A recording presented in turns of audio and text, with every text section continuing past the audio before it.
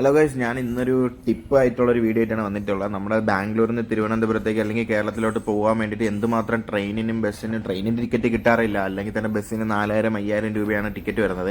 അങ്ങനെ ടിക്കറ്റ് കിട്ടാണ്ടിരിക്കുന്ന ആൾക്കാർക്ക് വേണ്ടിയിട്ടാണ് ഈ വീഡിയോ ഞാൻ ചെയ്യുന്നത്. വളരെ യൂസ്ഫുൾ ആയിട്ടുള്ള വീഡിയോ ആണ്.